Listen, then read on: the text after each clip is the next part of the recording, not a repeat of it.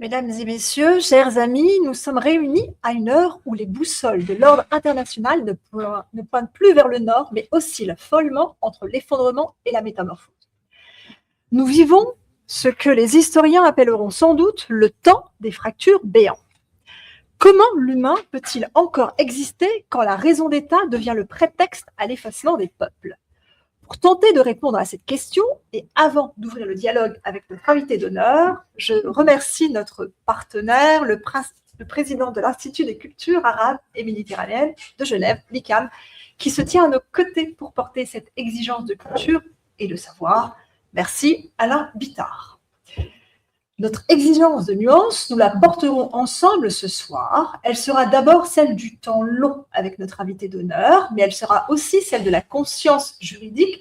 C'est pourquoi je tiens à saluer la présence parmi nous d'Alfred Desayas. Alfred, votre regard d'ancien expert indépendant de l'ONU et coordinateur du CRI, votre engagement pour une justice internationale impartiale nous seront précieux. Vous interviendrez en fin de conférence, confronter le récit de l'historien à l'exigence du droit. Précisons que ce dialogue s'élargira enfin à vous tous, car un temps sera réservé à vos questions en fin de soirée. Et pour incarner cette nuance, recevoir Henry Lawrence, c'est recevoir l'histoire en majesté. Une voix dont la rigueur et la profondeur font office de boussole dans le tumulte de notre époque. Professeur au Collège de France depuis plus de 20 ans, titulaire de la chaîne d'histoire contemporaine du monde arabe, il a consacré sa vie à l'exégèse patiente d'un Orient que l'on préfère trop souvent fantasmer ou caricaturer. Son ouvrage magistral, La question juive, problème arabe 1798-2001, n'est pas seulement un livre, c'est une architecture mentale indispensable pour quiconque veut sortir de l'émotion brute et entrer dans l'intelligence des faits. Pourtant, nous ne vivons pas une époque ordinaire pour le savoir. Nous traversons un moment de givre pour la pensée. Aujourd'hui, la parole experte n'est plus seulement discutée, elle est assiégée.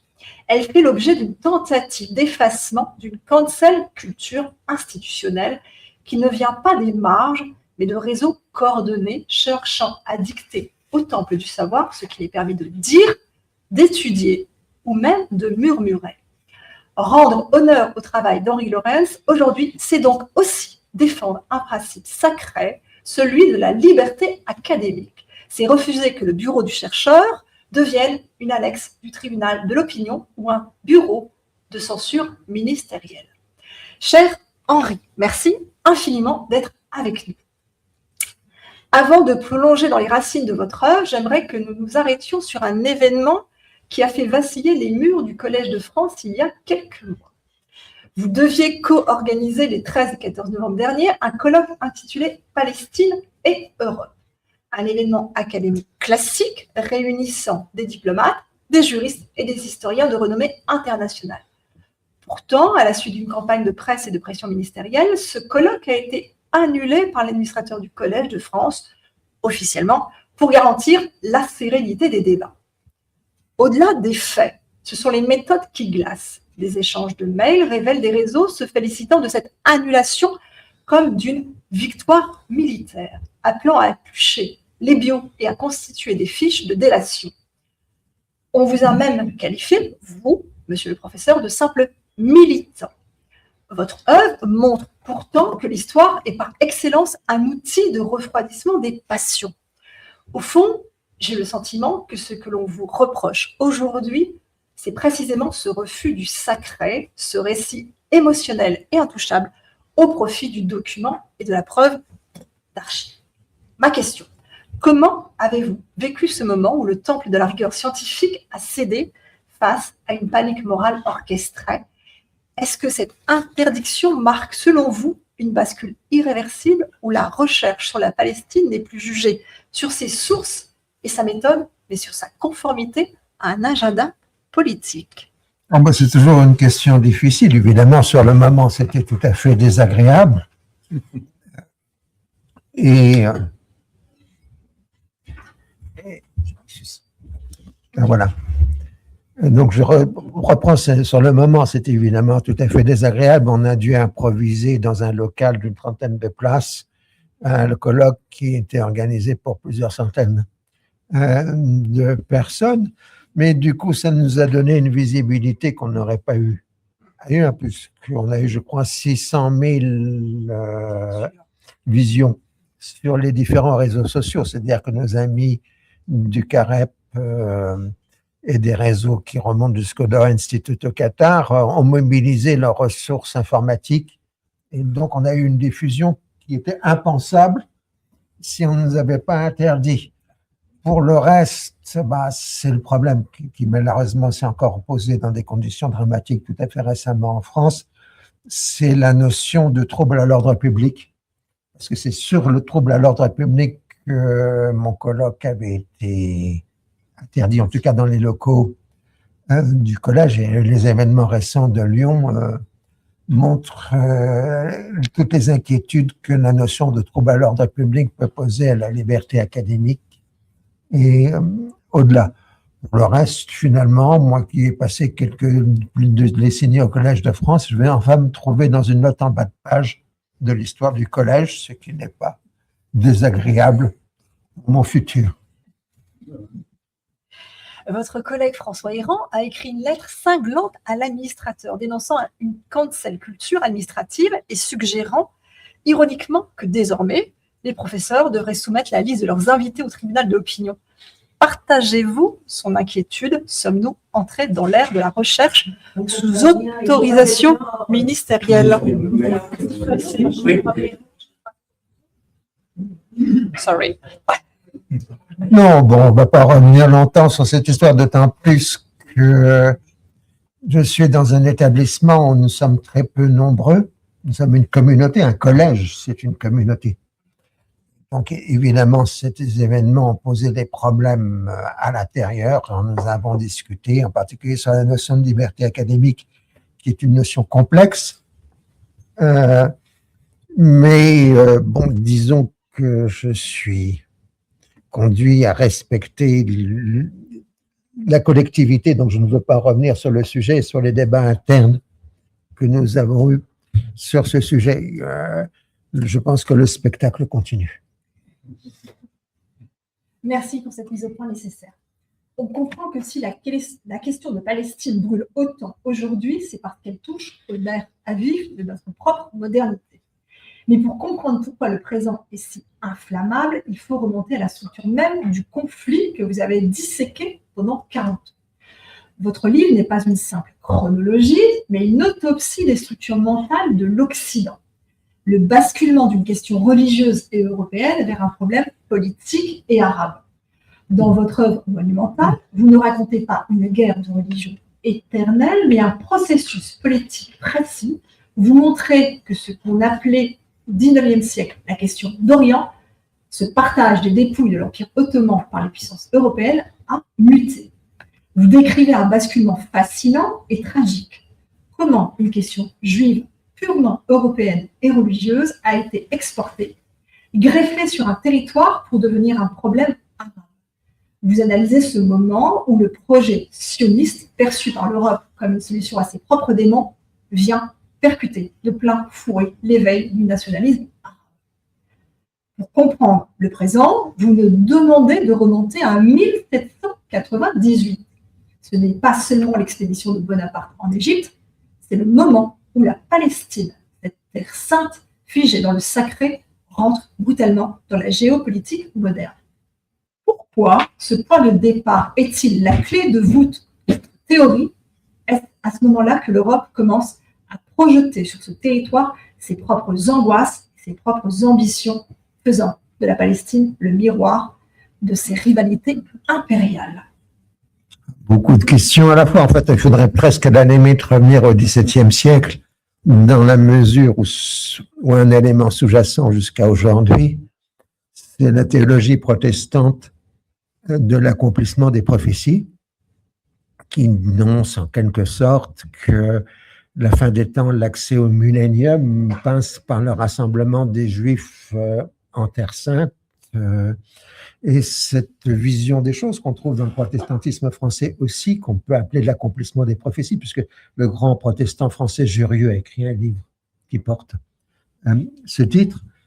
implique dans les milieux protestants disons, un proto-sionisme. Mais évidemment, le second élément, c'est le basculement de la seconde moitié du XVIIIe siècle. Basculement essentiel dont on n'a jamais cessé de mesurer l'importance. Très grossièrement, à partir des années 1750, on dit simplement la guerre de 7 ans pour simplifier les choses, l'expansion européenne s'arrête dans le Nouveau Monde. C'est la fin du chapitre européen de l'histoire du Nouveau Monde, et en même temps, c'est le moment, pour des raisons dont nous avons mal encore à comprendre, l'Europe devient une hyperpuissance. Et ça a pour conséquence l'inversion. L'Europe ne vise plus le Nouveau Monde, il vise l'Ancien Monde. Et donc, le moment symbolique, c'est la bataille de Plassey en 1757 dans le Bengale, où l'armée de la Compagnie des Indes britanniques bat les troupes du Nib des Bengales, et en fait, il s'empare d'un territoire plus peuplé que les îles britanniques. Et donc, à partir de ce moment-là, tout bascule vers l'Orient, et ce qui donnera au XIXe siècle la question d'Orient. Alors, pour reprendre une formule que je trouve magnifique, un grand historien britannique, Arnold Toynbee, en 1922, il n'y a pas de question d'Orient, il n'y a qu'une question d'Occident.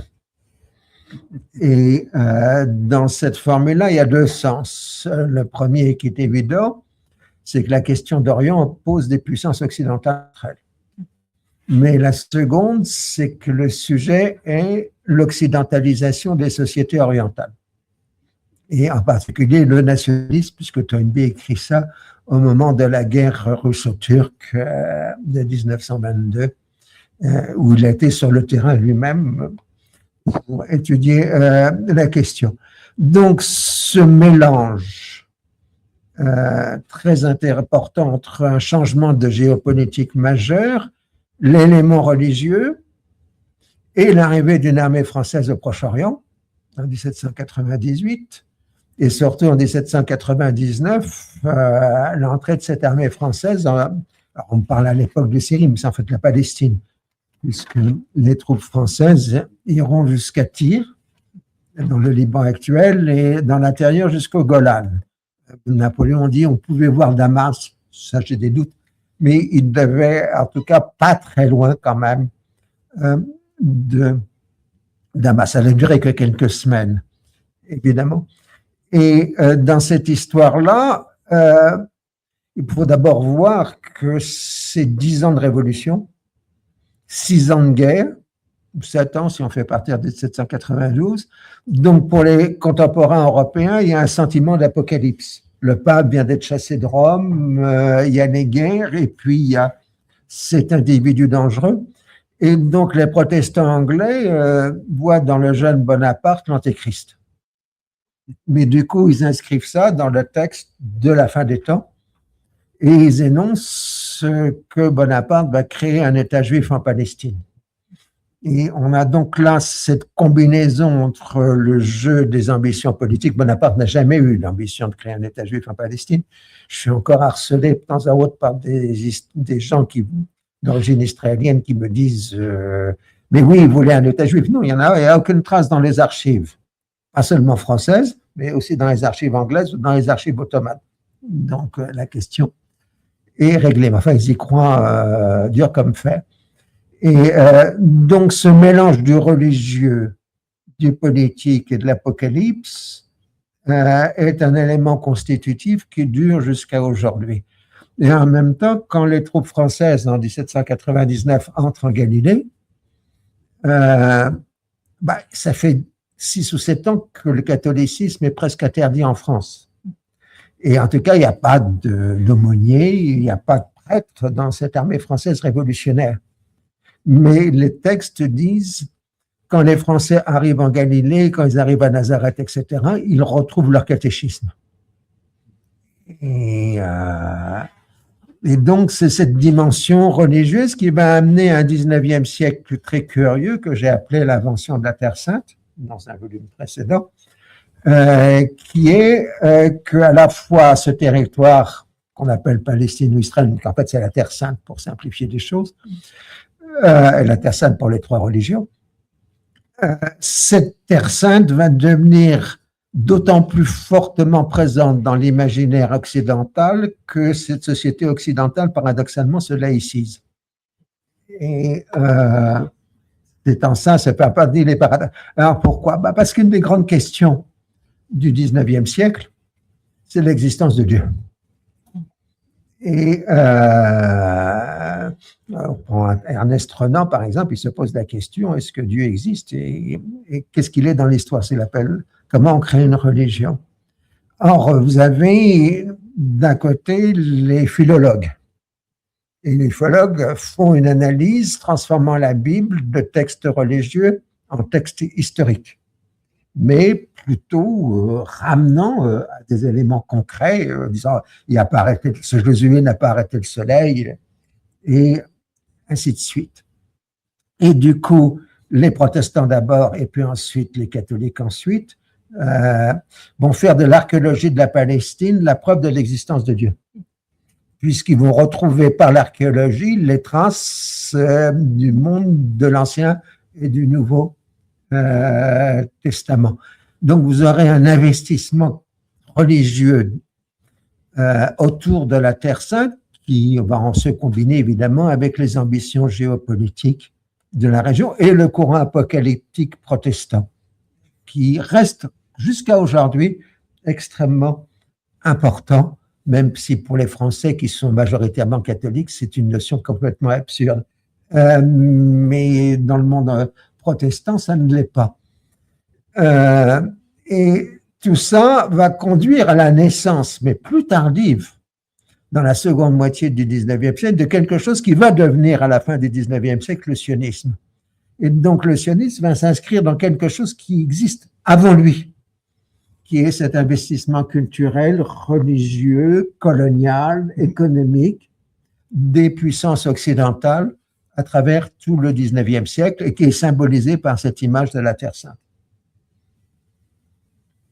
Vous expliquez que chaque puissance européenne s'est choisie une clientèle religieuse. La France pour les catholiques, la Russie pour les orthodoxes et l'Angleterre, faute de chrétiens à protéger, se tourne vers les juifs. Est-ce là que se noue ce que vous appelez le péché originel de la diplomatie européenne dans la région? C'est le système des protections. En fait, les Anglais n'ont pas beaucoup de chance. Ils essayent de protéger les Juifs, mais les Juifs se méfient à juste titre, parce qu'ils pensent, à juste titre, que les Anglais veulent les convertir au protestantisme. Par contre, ils vont protéger les Druzes, juste à côté. Et donc, une querelle de village au Liban, enfin dans le mont Liban, entre Druzes et Maronites, deviendra une question internationale opposant la France à la Grande-Bretagne, au moins jusqu'à 1914.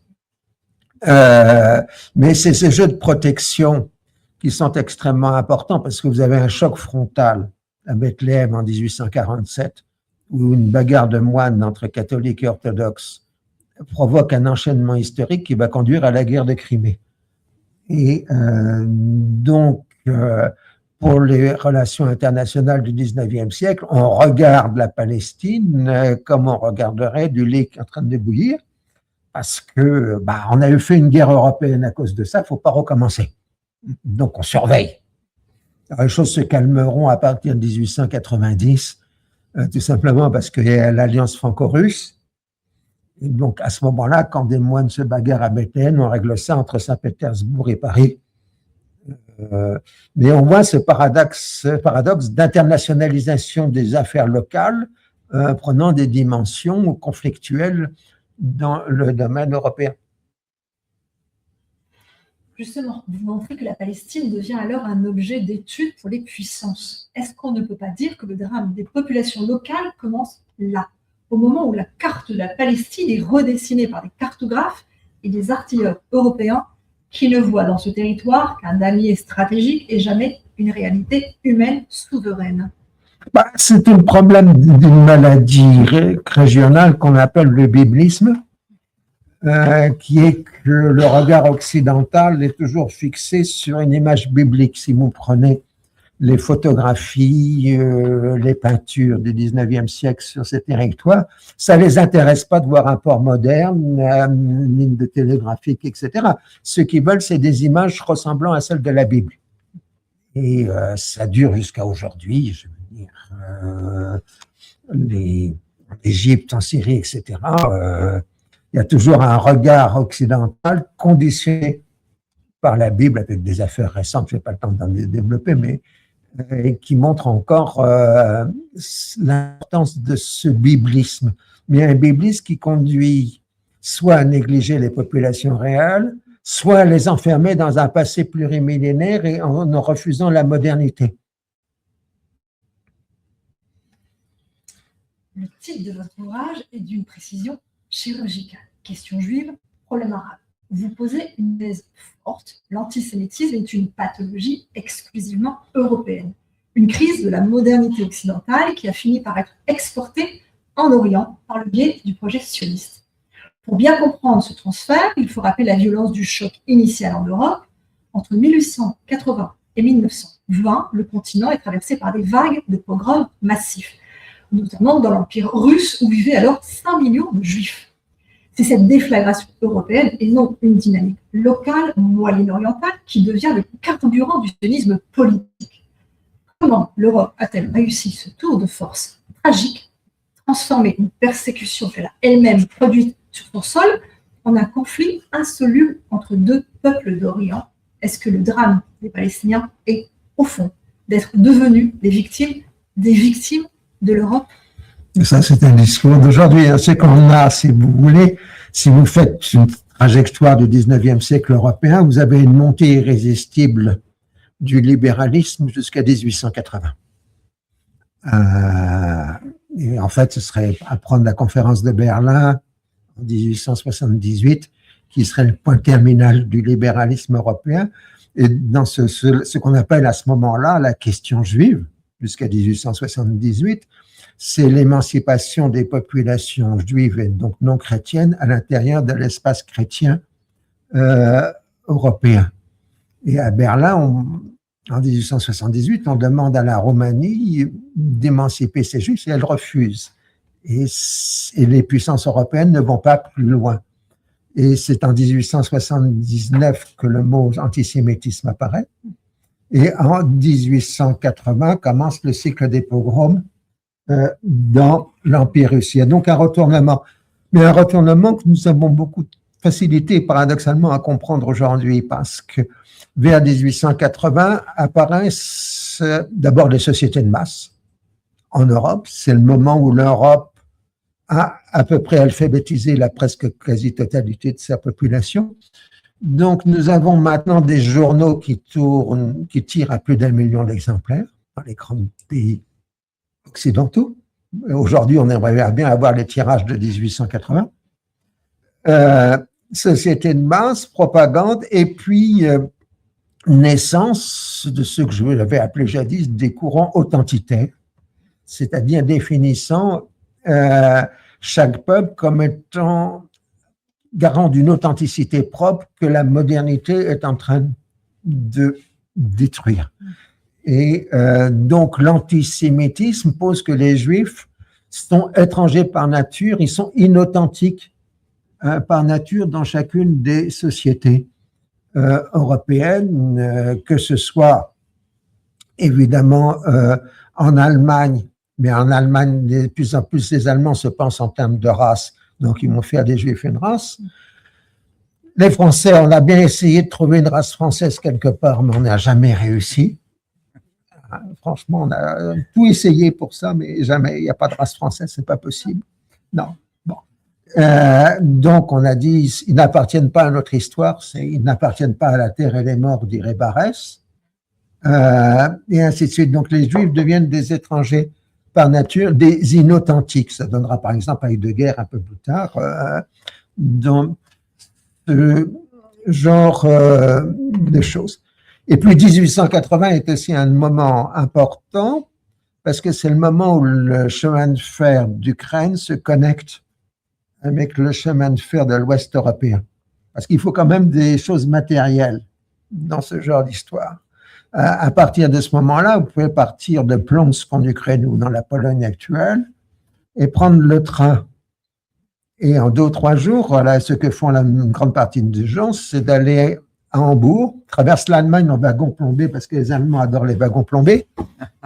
Et ils arrivent à Hambourg, ils montent sur la Hambourg America et ils arrivent à Ellis Island massivement. Ça, c'est ceux qui viennent de Russie. Et puis, il y a 2 petits courants qui veulent aller vers la Palestine. Alors, le premier, vous prenez le train, toujours de Plonsk, et vous arrivez à Odessa. Et Odessa, vous avez des lignes de bateaux à vapeur qui vont vous conduire à traverser la mer Noire, puis arriver dans l'Égée et arriver sur le circuit habituel. Donc, ça doit être quelque chose comme Smyrne, Beyrouth, Jaffa, Haïfa, Alexandrie. Soit vous allez à Trieste, dans l'Empire autrichien, et là, vous faites le sens inverse, c'est-à-dire que les lignes de bateaux vous font Alexandrie, Suez, enfin, pas Suez, Port Saïd, Alexandrie, Port Saïd, Jaffa, Haïfa, Beyrouth, et ainsi de suite. C'est-à-dire qu'il faut bien comprendre que pour que tout ça se passe, c'est le monde de Jules Verne, celui du Tour du monde en 80 jours, dans lequel vous pouvez avoir dans un club anglais la totalité des annuaires de transport, des lignes de chemin de fer et des lignes de bateaux à vapeur. Et donc, M. Phileas Fogg peut dresser un itinéraire pour faire le tour du monde en 80 jours, exclusivement avec les indicateurs. Donc, c'est ce qu'on appelle aussi la première mondialisation.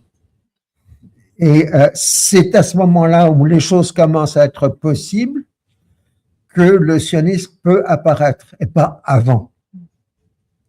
Alors, le sionisme lui-même, il a sa propre histoire, mais ce serait un autre sujet. J'ai peur de déborder.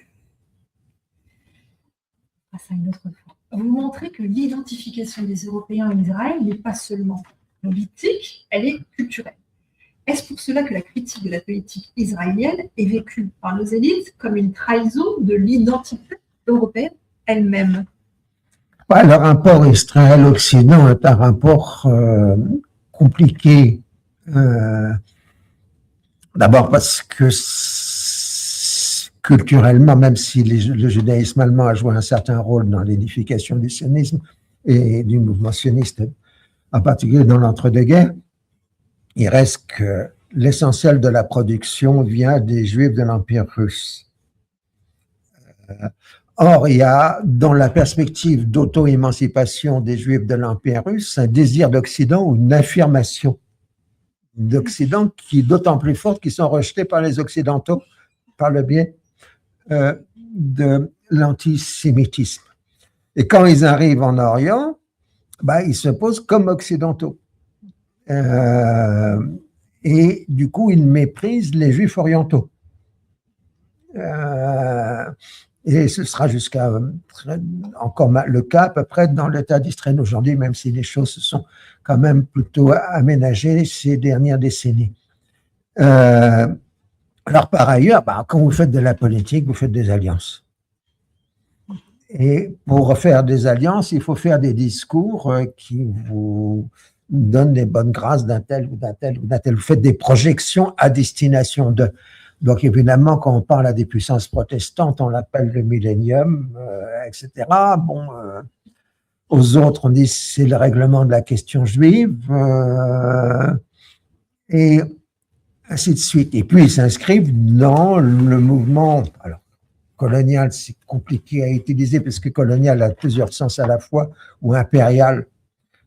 Vous avez jusqu'à 1914, vous avez une gestion collective des puissances européennes sur l'Empire ottoman, et l'arrivée de Juifs en Palestine n'est possible que par le biais des protections consulaires données par les puissances européennes, en particulier la France, ce qu'on oublie. Généralement, la France a joué un très grand rôle avant 1914 dans l'extension de la colonisation juive, parce que les Ottomans n'étaient pas fous, ils connaissaient bien le nationalisme, ils passaient leur temps à essayer de mesurer les massacres qu'il y avait dans les Balkans à cause du nationalisme. Donc, quand ils voient arriver des Juifs nationalistes, ils savent à quoi ils s'attendent. Donc, ils ne veulent pas que l'arrivée de Juifs en Terre Sainte. Et c'est les puissances européennes qui les forcent à l'accepter. Et donc, cette occidentalité de l'État d'Israël, bon, elle se construit aussi évidemment sur une relation culturelle, mais ça c'est plus tard, c'est les universités israéliennes, le savoir, la high-tech, et ainsi de suite. Mais on voit très bien qu'il y a des parentés de discours. Il se pose, mais là on est plus tardif, on est dans la guerre froide, comme citadelle de l'Occident en terre d'Orient, et Nasser les traite de base de l'Occident, Al-Qaïda, en terre arabe, c'est-à-dire qu'ils utilisent le même vocabulaire en donnant évidemment une signification hostile à ce moment-là. Mais fondamentalement, le mouvement sioniste et l'État d'Israël, c'est le cas jusqu'à aujourd'hui, ne peut exister et survivre que parce qu'ils ont un soutien extérieur. Avant 14, c'était les puissances européennes qui leur donnaient les protections consulaires. Ensuite, de 1920 à 1948, avec les épisodes très complexes de l'histoire de la Palestine mandataire sous mandat britannique. Et puis, après 48, le relais européen, franco-allemand à un moment, et puis surtout américain à partir des années 1960. Mais s'il n'y a pas eu les financements externes, les aides apportées politiquement, militairement, et encore aujourd'hui, depuis le 7 octobre, il y a plusieurs milliards de dollars d'armement que les États-Unis ont fourni à Israël dans la dernière séquence. D'ailleurs, cette exogénéité de l'État d'Israël, elle reste une dimension forte. Et cette affirmation occidentale, nous sommes la civilisation, se retrouve, ils reprennent spontanément le discours colonial de l'Europe de 1880. Mais pour moi, 1880 est une date importante. Sur cette idée de victime des victimes, vous soulignez que l'Europe a exporté sa propre incapacité à gérer l'altérité. Est-ce que cette identification totale des élites occidentales à Israël aujourd'hui n'est pas, au fond, une manière inconsciente de ne pas regarder en face notre passé, en déplaçant le curseur de la culpabilité européenne vers une ligne de front moyenne orientale? Non, il y a ce qui est vrai, qui est fondamental, c'est qu'il y a un conflit sur le terrain et un conflit dans le monde. Et ils se recoupent. Je veux dire, comme j'aime bien montrer à l'instant, l'exogénéité, cette exogénéité passe par un soutien politique. Et on voit aujourd'hui, par exemple, le protestantisme américain évangélique qui soutient justement ce sionisme chrétien, qui est extrêmement important. Pour montrer ce que c'est le sionisme chrétien, il y a très longtemps, il y a 30 ans et quelques, j'ai vu une conférence à Jérusalem sur justement le projet d'État juif. Et un pasteur protestant français qui m'a dit « Dieu a fait la Première Guerre mondiale pour qu'il y ait la déclaration Balfour ». J'ai failli lui dire, mais je n'ai pas eu la présence d'esprit, il a peut-être fait la Shoah pour qu'il y ait l'État d'Israël. Mais ça vous montre l'importance de cette dimension. Alors, il y a ensuite les grands paradigmes du XXe siècle dans lesquels nous vivons encore. Disons, pour simplifier les choses abusivement, que 1er août 14, l'Europe a basculé dans la culture de guerre. Donc, ce qui compte, c'est la réalisation des fins. Et donc, tous les moyens sont possibles pour accéder aux fins. C'est la théorie éventuellement du moindre mal ou de l'omelette, comme vous voulez. Si on fait de la philosophie, on dit que c'est le moindre mal. Je commets un moindre mal, mais c'est pour un bien supérieur. Donc, Hiroshima, c'est un moindre mal, parce que ça met fin à la guerre. Voilà, donc la théorie du moindre mal. Et puis, de façon plus classique, on dit on ne fait pas d'omelette sans casser les œufs. Mais ça revient à peu près à la même chose. En tout cas, ce que vous avez là, c'est l'apologie du combattant. Et donc, les héros de la Première et la Seconde Guerre mondiale sont des combattants qui portent les armes, ce qui fait que quand les réfugiés, enfin les survivants de la Shoah reviennent en Europe de l'Ouest, Évidemment, on les réintègre dans la société, on les plaint, mais ce n'est pas eux qui nous intéressent, ce sont les combattants. Et si vous allez dans une synagogue en France, vous avez été vu ça, vous aviez un monument aux morts de la Shoah qui avait été fait en 1945, donc ils étaient morts pour la France et pas parce qu'ils étaient juifs, sur le monument qui avait été fait dans la synagogue immédiatement après. C'est la synagogue de Lille, si mes souvenirs sont bons. Mais ça marque cela. Et cette dimension du combattant, c'est quelque chose d'extraordinaire quand on est historien, c'est de voir une transformation historique dont on ne comprend pas le sens sur le moment, on ne le voit pas, et c'est rétrospectivement, puisqu'on prédit le passé, qu'on le découvre. Je vais jusqu'à 1975, même s'il y a des signes annonciateurs avant, mais entre 1975 et 1980, les combattants s'effacent et laissent la place à la victime.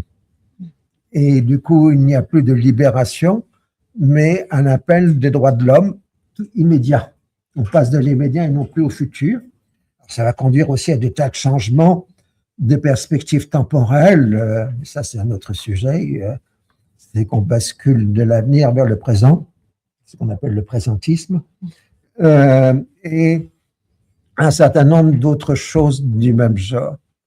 Et donc, à partir de ce moment-là, l'image de la victime va devenir omniprésente, non seulement dans la culture occidentale, mais dans la culture mondiale. Si vous prenez les images du conflit qui nous intéressent,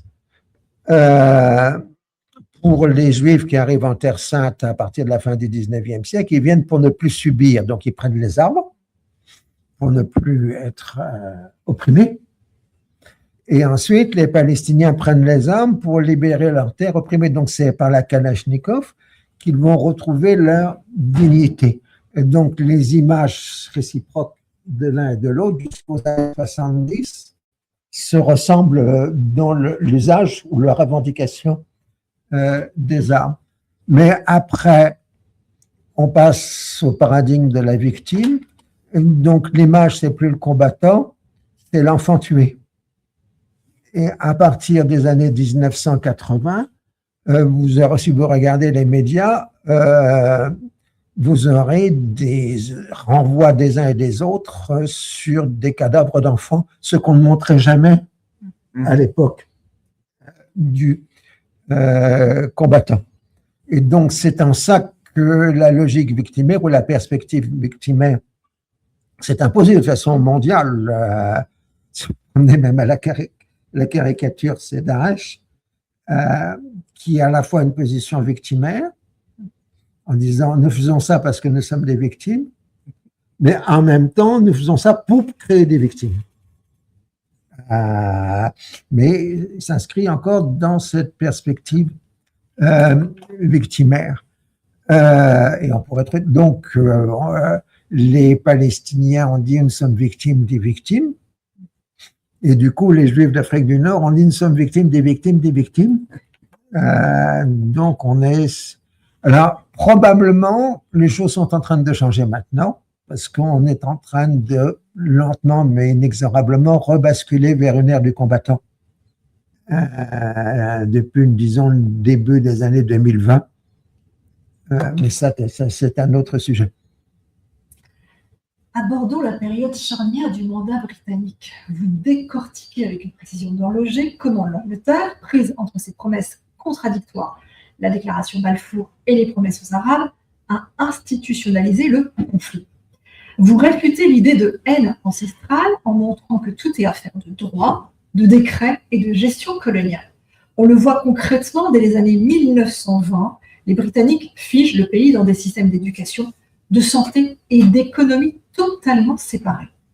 Et les chiffres que vous citez sont vertigineux. En 1947, à la veille de la partition, le secteur juif représente environ 60% du PIB de la Palestine mandataire, alors qu'il ne constitue qu'un tiers de la population, une disparité forgée par le cadre légal. Non, si j'ai écrit ça, c'est que je me suis trompé, parce qu'en fait, c'est à moitié-moitié.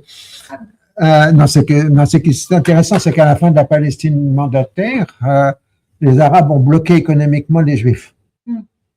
En gros, si on a des chiffres de grandeur 45-45 chacun, et puis le reste, c'est les Anglais. Si on voit les productions.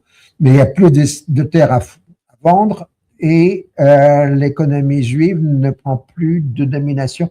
Vous avez une économie palestinienne extraordinairement active et en fait, contrairement au reste de la région, vous avez des taux de croissance de l'ordre de 5-6% de l'économie du Proche-Orient dans cette date-là, aussi bien chez les Juifs que chez les Arabes pour la Palestine. Mais ça, c'est un autre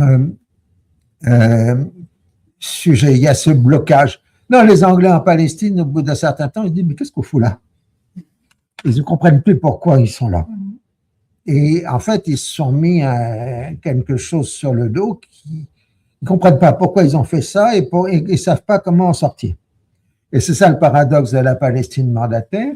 Vous avez presque autant de fonctionnaires britanniques dans la Palestine mandataire, c'est-à-dire 27 000 km² et 2 millions d'individus en 1948, que dans l'Inde britannique, qui a à peu près, je ne sais pas, 30 ou 40 fois la population, 50 fois, on n'est plus dans les mêmes ordres de proportion, etc. La Palestine mandataire, c'est le pont de la rivière Kwai. Les Anglais ont tout fait, ils ont fait des routes, des lignes électriques, du téléphone, etc. Et tout ça explose en morceaux en 1948, quand on voit le texte des fonctionnaires britanniques, mais ils pleurent. On a fait tout ça, et tout ça tombe en ruine. C'est quelque chose d'assez terrible pour eux. Mais bon, c'est un autre sujet, parce que c'est l'histoire coloniale britannique. Avec le côté amusant, c'est qu'en Syrie, au Liban, les Français font du gouvernement indirect, tandis qu'en Palestine, les Anglais font du gouvernement direct, ce qui est contraire à toutes les doctrines coloniales des deux pays. Mais bon, ça, c'est un point de détail, non, parce que en fait, le véritable drame, c'est les années 30. Et là, c'est terrible. Parce que les sociétés européennes, ils sortent de la Grande Guerre, ils ont une peur terrifiante du retour de l'apocalypse des années 14 à 18. Les opinions publiques sont tétanisées et vous avez la montée du nazisme. Et pour les opinions publiques, ils savent très vite que les Juifs sont des victimes du nazisme. Donc, ils ont très peur qu'à cause des Juifs, ils nous entraînent dans une guerre contre l'Allemagne nazie. D'où une montée de l'antisémitisme dans les sociétés européennes, le Juif étant considéré comme le facteur belliciste qui va provoquer une nouvelle apocalypse. Donc ça, c'est valable en particulier en France et en Grande-Bretagne. Mais pour les stratèges britanniques, qu'est-ce qu'il faut faire? L'Empire britannique, il est en état de convalescence, c'est les crises économiques de l'entre-deux-guerres, etc. Les Britanniques, pour eux, le Moyen-Orient, c'est un système de réseau, de voies de communication.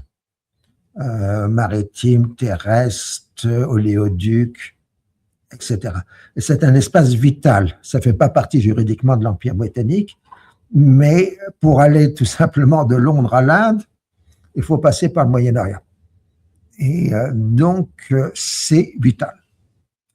Et dans ce cadre-là, qu'est-ce qu'on fait? Si on fait l'apaisement de l'Allemagne nazie, on peut laisser les Juifs venir en Palestine, ça diminuera la question juive, donc les facteurs bellicènes dans la société européenne.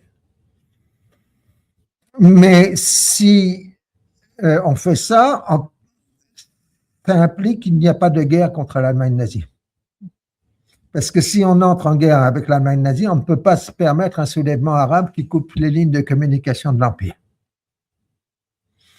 Et donc, c'est sur ce facteur essentiel que plus on se rapproche de la guerre, plus on renonce au sionisme. Et on le voit dans les textes, dans les archives britanniques, c'est parfait. J'ai vu dans les archives du mandat, je voyais un haut fonctionnaire colonial, on est au moment de Munich, donc c'est septembre 38, et il dit « to win the war », il faut remporter la guerre. Mais dans la win the war pour les Anglais, ça veut dire faire tout, y compris le plus immoral possible, parce que seul le but compte, c'est remporter la guerre. Donc, au début de 1939, on le voit très bien dans les archives, d'abord, les empires coloniaux sont déjà sur état de guerre dès l'automne 38, avant les métropoles. Et ça, les archives françaises et anglaises le montrent parfaitement. Et donc, la condition de faire la guerre à l'Allemagne nazie, qui est à peu près décidée au début de l'année 39, implique l'abandon des Juifs. Parce qu'on ne peut pas se permettre de faire une guerre au nazisme devant une opinion publique qui dirait on fait ça la guerre pour les Juifs. Et d'autre part, on voudra, il faut maintenir les lignes de communication impériales. Donc les démocraties, d'abord la France et l'Angleterre et puis ensuite les États-Unis, refusent de sauver les Juifs parce que c'est la condition pour faire la guerre au nazisme. C'est atroce. Et qu'on voit ça dans les textes, c'est terrible. Mais ça explique tout de la phase suivante des opérations. C'est-à-dire qu'après 1945, il y aura un sentiment de culpabilité puissant et tout à fait justifié. Mais en même temps, les hommes politiques pouvaient dire que c'était la condition de faire la guerre au nazisme et c'était aussi le fait que l'opinion publique était farouchement antisémite. Quand les Américains ont voulu sauver quelques Juifs en les faisant venir au début des années 40 avant que les États-Unis entrent en guerre, quand ils sont arrivés aux États-Unis, l'opinion publique était tellement montée contre l'arrivée qu'on les a mis dans une base militaire, on ne les a pas sortis avant 1945.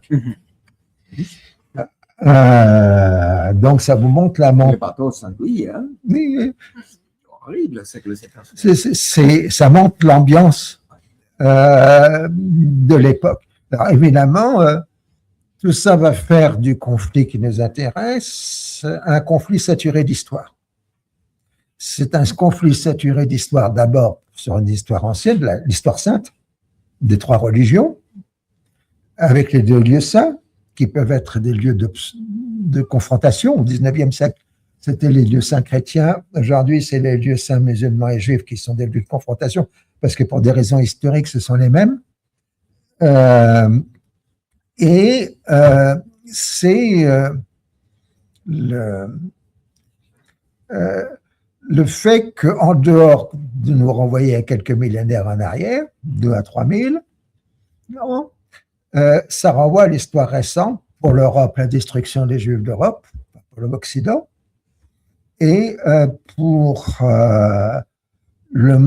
la Palestine, le tiers-monde, le monde arabe, etc., la colonisation européenne, l'impérialisme, et ainsi de suite. C'est-à-dire que c'est le seul conflit qui a une telle saturation d'histoire. Vous pouvez avoir des centaines de milliers de morts au Soudan, ça n'a pas ce contenu historique, c'est pas cette saturation historique et religieuse qui est celle du conflit de Palestine, parce que la Palestine, c'est pas grand-chose. 27 000 km² pour un Français, c'est la taille de la Bretagne, de la région Bretagne. Bon, c'est bien la Bretagne. Enfin, c'est pas l'Afrique du Sud.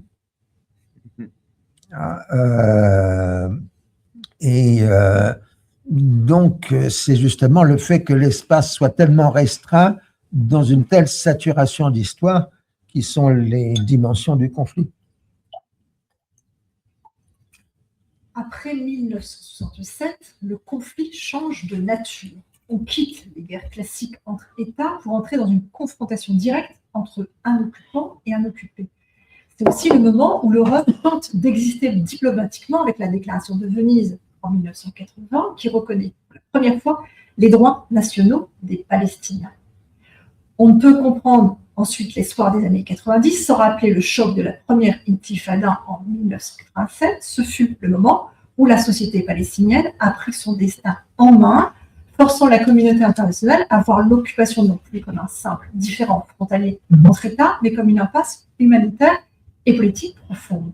C'est le soulèvement qui mène aux accords d'Oslo en 1993, mais les chiffres du terrain semblent contredire l'espoir diplomatique. Entre la signature des accords en 1993 et leur agonie au début des années 2000, la population de colons en Cisjordanie a pratiquement doublé, passant d'environ 110 000 à plus de 200 000 personnes. Le territoire a été découpé en un archipel de zones, A, B et C, créant une mosaïque administrative où l'autorité palestinienne n'exerçait une souveraineté civile que sur moins de 20% de la Cisjordanie.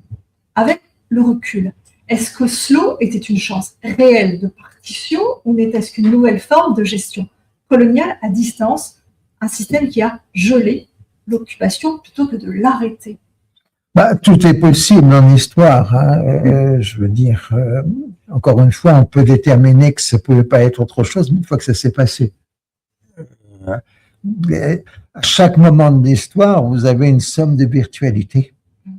Et il n'y en a qu'une seule qui se réalisera, mais il en existe des tas d'autres virtualités. C'est un des travaux essentiels de l'historien, c'est de rappeler qu'à chaque moment, il y a des virtualités et de rappeler la totalité des horizons des acteurs à un moment précis de l'histoire, tout en sachant très bien qu'un seul horizon se concrétisera, parce que sinon on fait ce qu'on appelle dans notre métier la téléologie, c'est-à-dire puisque ça s'est passé comme ça, ça aurait dû se passer comme ça. Mais le problème, si vous voulez, c'est un problème des sciences humaines et sociales. Vous pouvez accumuler tous les savoirs possibles et inimaginables, démontrer fondamentalement que tout est déterminé par l'économie, la sociologie, le climat, enfin, toutes les déterminations possibles. Puis une fois que vous avez énoncé toutes les déterminations, vous ne pouvez pas énoncer l'avenir.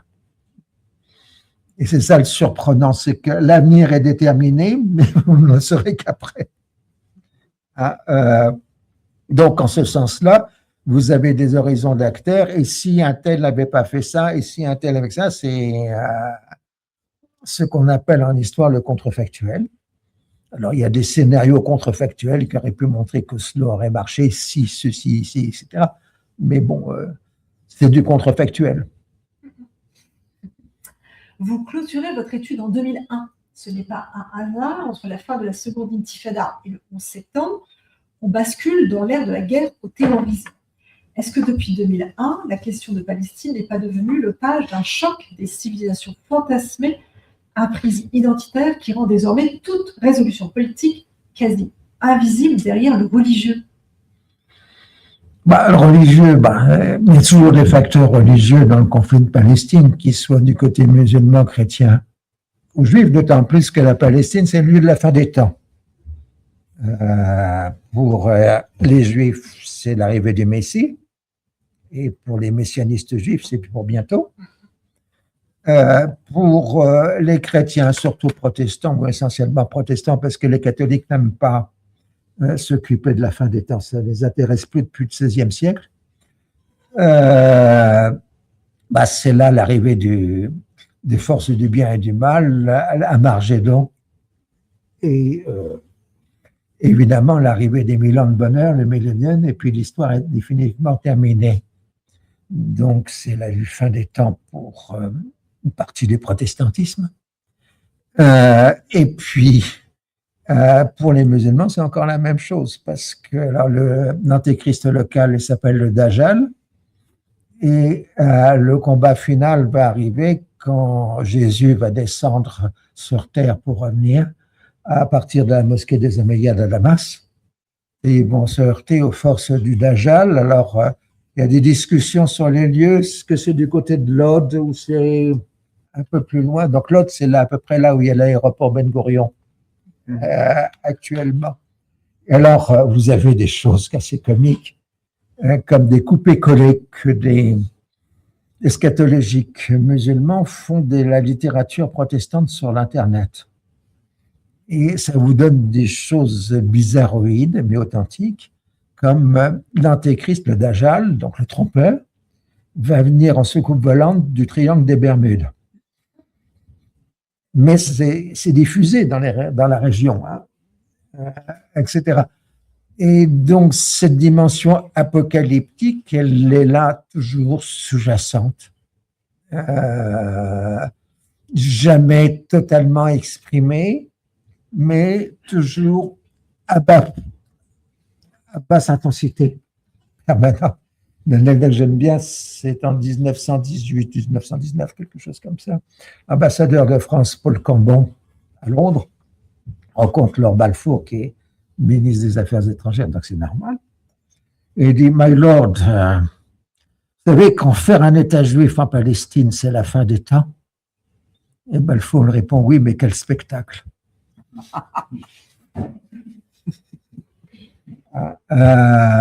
Donc, il y a ces dimensions-là. C'est pour ça que c'est passionnant et inquiétant. Enfin, vous avez évidemment les totalités de souffrance et jamais on a autant souffert que ces derniers temps. Mais vous avez une telle complexité dans l'objet historique que pour un historien, c'est plus marrant que faire l'histoire de l'Union européenne avec toutes les directives européennes successives. Peut-être que pour les Suisses, ce serait les votations, je ne sais pas. En tout cas, il se passe toujours quelque chose. Monsieur Lawrence, vous nous avez montré comment l'histoire a tracé des faits, souvent irréversibles sur le terrain, mais l'histoire s'écrit aussi dans le marbre du droit international, même quand celui-ci semble impuissant. Pour éclairer cette dimension, nous avons le privilège d'avoir avec nous Monsieur Ayas. Vous avez été expert indépendant pour l'ONU et vous portez depuis des décennies une réflexion sur la justice internationale. Ma question, au regard de l'histoire que vient de retracer Henry Lawrence, le droit international est-il devenu une simple archive de nos échecs ou reste-t-il le seul rempart possible contre l'effacement définitif des droits du peuple palestinien? Peut-être que je prends ça. Je vous en prie. Merci.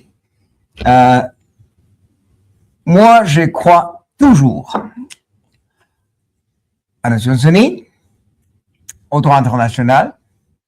Alors, j'ai dédié 50 ans de ma vie au droit international en tant que juriste pour l'Office du Haut-Commissaire aux droits de l'homme, en tant que consultant, en tant que rapporteur spécial.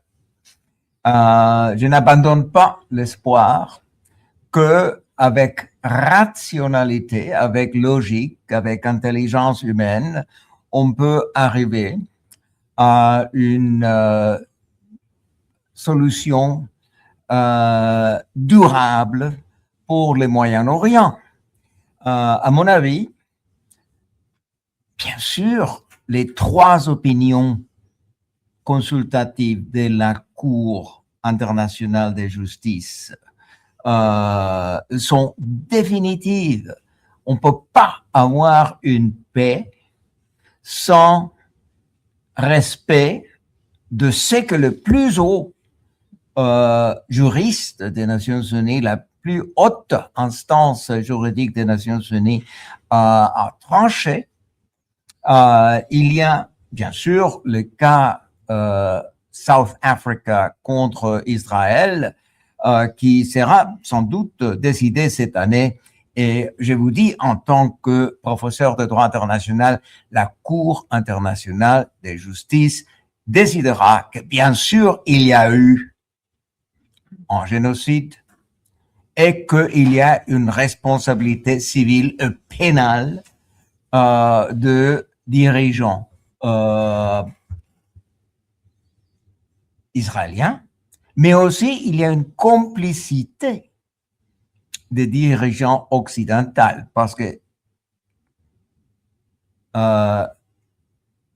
Israël n'aurait pas pu commettre tous les crimes de guerre, crimes contre l'humanité et génocide sans l'appui, le support politique, militaire, économique, diplomatique, propagandistique des États-Unis, du Royaume-Uni, de la France, de l'Allemagne, de l'Italie aussi. Alors, il faut penser qu'il y a une énorme culpabilité de la part de pays occidentaux, et ça sera tranché par la Cour internationale de justice. On ne peut pas épargner la question de la complicité. Alors, je vous informe que le Geneva International Peace Research Institute, dont je suis membre depuis une décennie, nous avons présenté 2 requêtes auprès du procureur de la Cour pénale internationale, 2 requêtes contre Ursula von der Leyen, contre Kaja Kallas, etc., pour complicité. Un collectif français a présenté une requête contre Emmanuel Macron. Un collectif de juristes italiens a présenté une requête contre Meloni. Un collectif allemand est en train de préparer la requête contre Friedrich Merz. Alors, tout ça, c'est intéressant. Mais permettez-moi de dire quelque chose. Quelques-uns d'entre vous peut-être savent que je ne suis pas seulement professeur de droit international, je suis aussi professeur d'histoire. J'ai fait mon doctorat en histoire à l'université de Göttingen en 1977. Alors, en tant qu'historien, je me permets une opinion que peut-être les grands professeurs, Henri Laurent du Collège de France, ne partagera pas tout à fait, mais j'ose dire que le sionisme comme tel, comme concept, était déjà un anachronisme lorsqu'il a été conçu au 19e siècle. Qu'est-ce que je veux dire avec ça? Alors, c'est un mélange de fanatisme religieux, de eschatologie, de superstition, de rejet de laïcité, avec des traits de colonialisme. Parce que qu'est-ce qui s'est passé? On a instrumentalisé le sionisme pour des buts géopolitiques anglais et pour des buts géopolitiques colonialistes français. Et alors, ça veut dire la déclaration de Balfour, la conférence de San Remo 1920, même s'il n'y avait pas eu un traité ou quelque chose comme ça, mais on a discuté de thèmes qui, entre-temps, ont été instrumentalisés par des juristes israéliens pour légitimer leur demande d'un foyer juif dans la Palestine et présenté comme quelque chose qui déjà a une légitimité depuis les années 20. Alors, c'est pas du tout comme ça, mais c'est la propagande qui a vendu cette narrative. Alors, le narratif est faux, mais il est répété dans les médias. C'est pour ça que je dis, on ne peut pas résoudre la situation au Moyen-Orient si on ne gagne pas la guerre de l'information, la guerre de la perception. Si on a réussi à légitimer ce que Ben Gurion ou Chaim Weizmann et tous les autres ont fait, alors ça c'est grave. Parce que ce que je constate ici, comme avait constaté Martin Luther King Jr. dans son livre Why We Can't Wait, il parlait du génocide en Amérique. Il a dit, our country, the United States, was born in genocide. Et il ne parlait pas de noirs, il ne parlait pas de l'esclavage, il parlait de 10 millions d'autochtones, 10 millions de Algonquins and Crees and Cherokees and Iroquois and Mohawks and Dakotas and Lakotas and Hopis and Sioux qui ont été massacrés. Alors, il a parlé aussi de la façon comme on enseigne ça à l'université et comme on enseigne ça dans l'école secondaire. Alors, c'est que la propagande, la confirmation de narrative totalement faux pour nous excuser parce que nous sommes par définition des bons. Et c'est semblable avec l'eschatologie de l'État d'Israël, cet amalgame de que j'ai parlé. Mais permettez-moi maintenant de retourner au droit international. La Charte des Nations Unies est une constitution universelle qui a été approuvée par tous les États 1945 et tous les États qui ont entré ultérieurement. Je ne peux pas penser d'un État membre des Nations Unies qui a violé autant d'articles de la Charte des Nations Unies, autant de traités, autant de principes fondamentaux du droit international que l'État d'Israël. Et ça aurait dû avoir, par conséquence, par logique, l'activation de l'article 6 de la Charte des Nations Unies, c'est-à-dire l'expulsion d'un État qui est, de toute évidence, en révolte contre tous les principes de l'Organisation des Nations Unies. Mais on ne fait rien. Alors, moi-même, j'ai eu l'occasion de parler avec plusieurs ambassadeurs, une douzaine d'ambassadeurs où je dis il faut quand même adopter une résolution à l'Assemblée générale des Nations Unies où l'Assemblée générale des Nations Unies condamne le génocide. Le Conseil des droits de l'homme a déjà, à plusieurs reprises, condamné les crimes de guerre, les crimes contre l'humanité, mais notre haut-commissaire aux droits de l'homme, Volker Türk, n'a pas encore utilisé le mot génocide. Il a été très cautious. De même, Antonio Guterres. La situation est tellement grave qu'il y a une tendance de la banaliser. On ne veut pas entrer en matière. Et ce que je constate ici, avec toutes les violations des droits internationaux, pas seulement par Israël, par les États-Unis, dont je suis citoyen, où j'ai été à l'université de Harvard, où j'étais avocat avec le ministre d'Affaires étrangères Cyrus Vance, qui était mon chef. Alors, ce que je constate, c'est une révolte, si vous voulez, contre pas seulement les concepts de l'état de droit, mais je constate une révolte contre la civilisation même. Une révolte menée par les États-Unis, par Israël, avec la complicité du Royaume-Uni, de la France, de l'Allemagne, etc.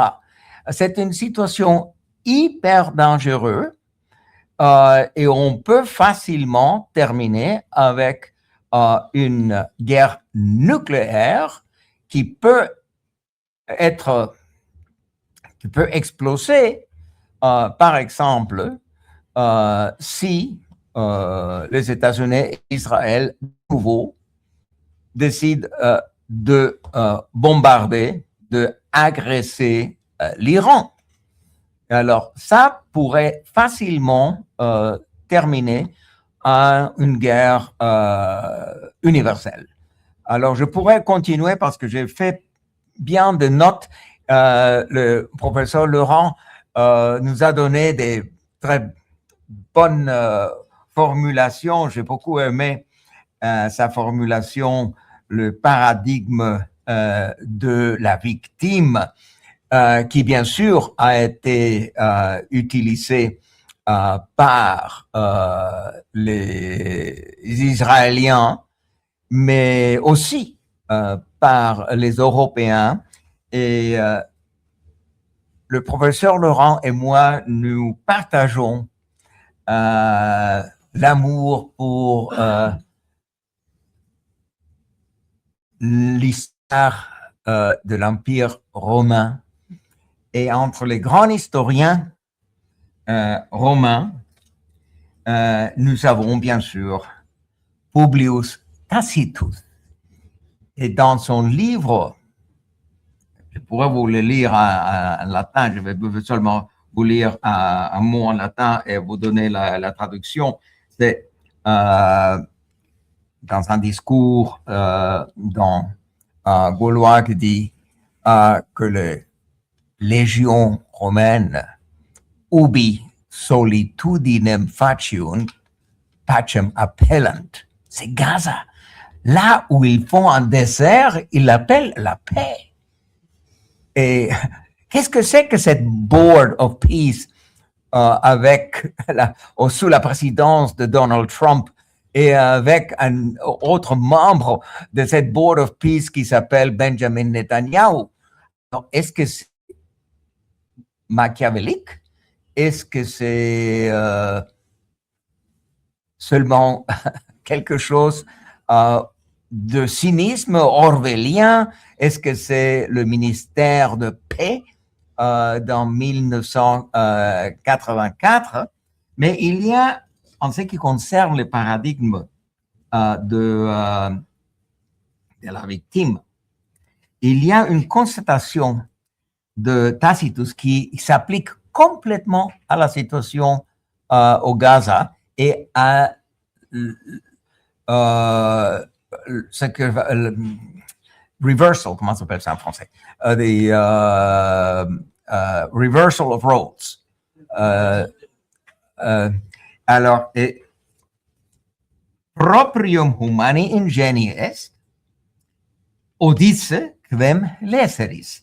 Alors, c'est une partie de la nature humaine de haïr ceux qu'on a, à qui on a fait du mal et à qui on a l'intention de faire du mal. Parce qu'il faut avoir une sorte de renversement pour dire mais il est mauvais, c'est un terroriste. Alors, il faut le abattre. Et alors, de cette façon, c'est justifié qu'on va aller jusqu'au génocide. Et c'est ça. Alors que j'ai appris à l'école de high school in Chicago, qui était le mauvais? C'était ce qu'on appelait the Indians. Alors, qui était le criminel? Les Indians. Il fallait les abattre. Il fallait les détruire. Et hélas, on a réussi. Mais qu'est-ce que vous lisez dans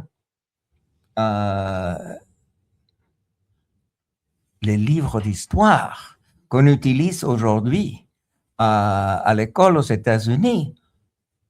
D'abord, on banalise ce qui s'est passé. On a l'impression que peut-être il y avait quelques 100 000 autochtones dans tout le continent. Et hélas, ils sont devenus malades. Oui, ils sont morts des maladies parce qu'ils n'avaient pas l'anticorps contre les maladies des Européens. Merci. Merci. Désolée, ça fait je suis désolée. Pour conclure, Henri Laurens, vous citez souvent cette nécessité de la vérité face à l'équilibre des opinions. Dans ce climat de censure que nous avons évoqué, quel est le rôle de l'histoire? Oh, pas grand-chose. Jadis, Chateaubriand disait que l'historien paraissait qu'avec la... Quand l'historien paraît, s'occupe de la vengeance des peuples. Il parlait de Tacite. Oui, voilà. Mais je pense qu'aujourd'hui, nous ne sommes pas chargés de la vengeance des peuples. Nous sommes un notaire, peut-être, ou un huissier. Non, parce que la vision classique de l'historien, ou ancienne de l'historien, c'est qu'il fixait une vérité une fois pour toutes. Alors qu'aujourd'hui, l'historien se ressent comme appartenant à son propre temps. Et dans la mesure où il est, en dépit de toutes les méthodologies, tous les savoirs qu'il mobilise, il appartient à son temps, et donc il pose les questions de son propre temps. D'où le fait que l'historien, il va être tout simplement annulé par la génération suivante, parce que la nouvelle question, nos apports de savoir modifieront les perspectives. Alors, ce que nous pouvons faire légitimement, c'est plutôt faire une surveillance des usages de l'histoire ou des mésusages de l'histoire. Si vous prenez un exemple tout à fait récent, il y a le British Museum qui vient de supprimer un certain nombre de cartons de vitrine où il y avait le mot Palestine. Alors, ça pose l'histoire des appellations géographiques. Jadis, Metternich disait l'Italie est une appellation géographique. Alors, Palestine, c'est quelque chose qui est utilisé depuis 25 siècles, si on démarre avec Hérodote. Et si on réfléchit historiquement parlant, cette région a été appelée Palestine plus longtemps qu'appelée Israël dans la longue durée. Ouais. Historique, puisque les Romains l'ont appelé Palestine, disons, à partir du second siècle, et qu'au moins pendant 1000 ans, les Arabes ont utilisé le terme Palestine pour cette région du monde. Donc, c'est simplement surveiller autant que possible les usages de l'histoire et éviter les déformations. Mais donc, on évite des emmerdeurs. Voilà, comme disent mes copains sociologues ou politologue, vous êtes pénible parce qu'à chaque fois qu'on dit quelque chose, vous dites oui, mais il y a 50 ans avant, c'était comme ça aussi.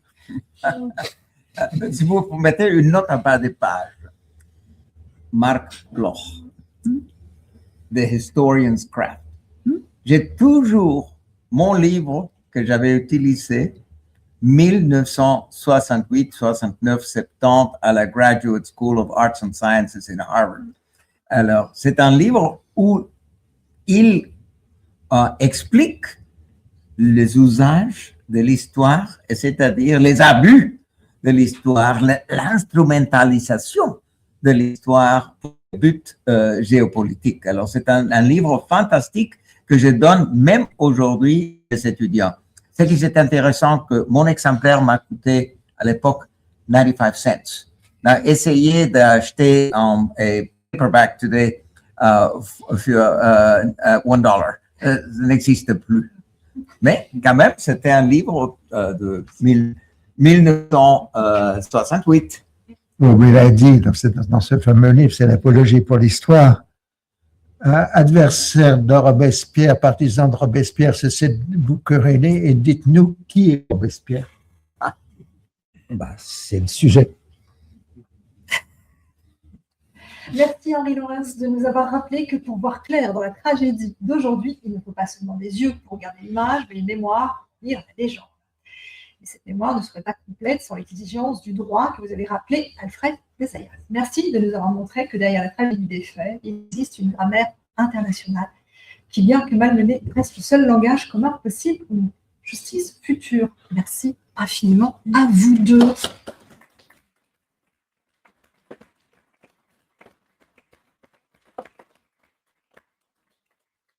Vous permettez que je rappelle qu'aujourd'hui, ce matin, un grand défenseur des droits de l'homme est décédé, un grand ami de Martin Luther King Jr., un collaborateur de Martin Luther King et un grand ami de Palestine, a organisé plusieurs conférences et plusieurs manifestations en faveur du droit de autodétermination du peuple palestinien. C'est le Reverend Jesse Jackson. À l'âge de 84, il est décédé ce matin aux États-Unis. Alors, c'est quelqu'un que j'ai beaucoup admiré. Bon, il a beaucoup fait pour les États-Unis.